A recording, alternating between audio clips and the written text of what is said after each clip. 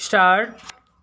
हमें यह प्रतीत होता है कि जब राज्य कोई व्यापार कारोबार या उद्योग चलाता है तो उसे अनिवार्य रूप से उसे या तो विभागीय तौर पर चलाना चाहिए या इस निमित्त नियुक्त किए गए अपने अधिकारियों के माध्यम से। पूर्णविराम।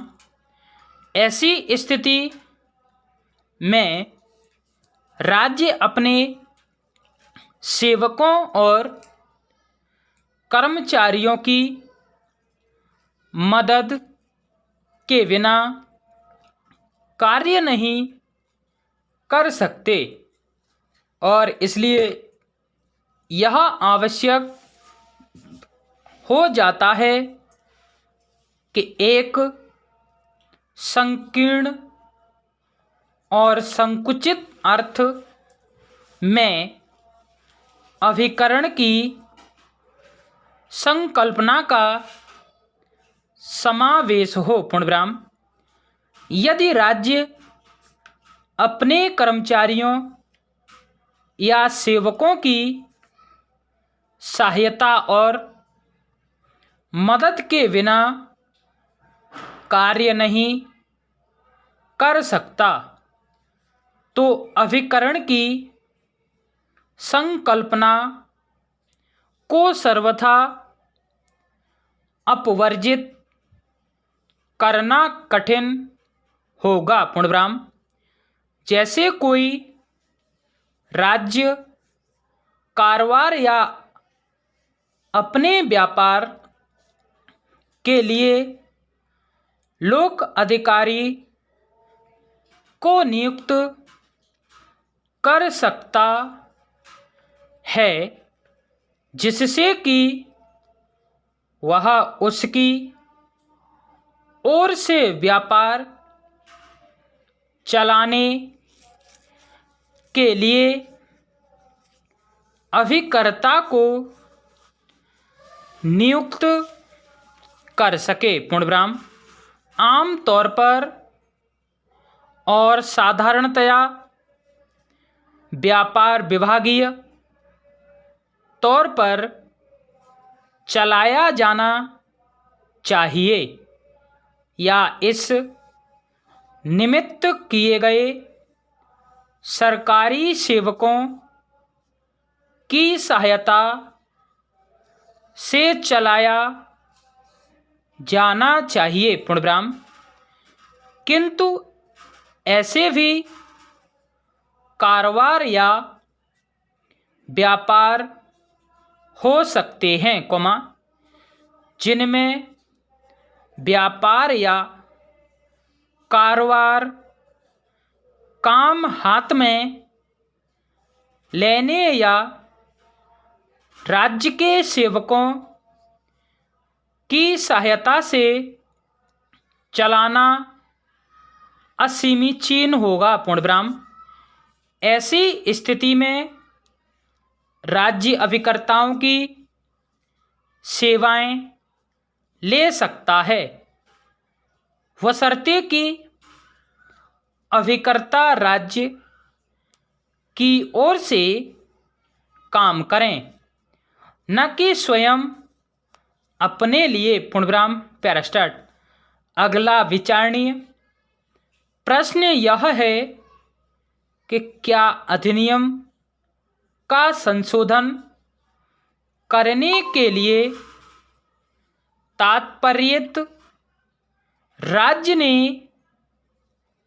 न्यायिक शक्ति पर अतिक्रमण किया है और इस न्यायालय के आबद्ध कर निर्णय को अवैध घोषित कर दिया है। पूर्णविराम। हम नहीं समझते कि नारीमन ने ऐसी दलील देकर उचित किया। पूर्णविराम। इससे संबंधित सिद्धांत इस न्यायालय के अनेक विनिश्चयों में सुस्थापित हो चुके हैं, जिनका सारांश हम संक्षेप में इस प्रकार दे सकते हैं। संविधान के अनुच्छेद 245 और 246 द्वारा प्रदत्त पूर्ण शक्ति का प्रयोग करते हुए विधानमंडल किसी भी समय विधि मान्य विधि बनाकर न्यायिक विनिश्चय को निष्प्रभाव कर सकता है। पूर्णविराम। भूतलक्षी विधायन पर भी कोई प्रतिषेध नहीं है। पूर्णविराम। विधि पारित करने की विधानमंडल की शक्ति का आधार तत्व उसे भविष्यलक्षी रूप से या भूतलक्षी रूप से पारित करने की शक्ति है। यह निसंदेह विधायी क्षमता के अधीन है और अन्य सांविधानिक परिसीमा के अधीन है। पूर्णविराम। विधियों के अधिनियमित द्वारा सक्षम न्यायालयों के निर्णय या आदेश के आधार पर बदलकर उन्हें निष्प्रभाव करना समस्त विधि मान्य अधिनियमों की एक सुविदित प्रणाली है। पूर्णविराम। ऐसा विधि मान्यकरण विधान जो कार्य या कार्यवाहियों की प्रभावहीनता या अविधि मान्यता का निवारण करता है, न्यायिक शक्ति पर अतिक्रमण नहीं माना जा सकता। पूर्णविराम। फिर भी विधानमंडल केवल घोषणा भर से किसी न्यायिक विनिश्चय को सीधे उलट या अपास्त नहीं कर सकता। 63 प्रस्तुत मामले में अधिनियम के उस विधिमान्य उपबंधों को ध्यान में रखते हुए इस न्यायालय ने घोषणा की थी कि अधिनियम और सालवीजों के संबंध में उसके अधीन जारी की गई अधिसूचना सरकारी वनों में उसे सालवीजों के संबंध में लागू नहीं होती। पूर्णविराम।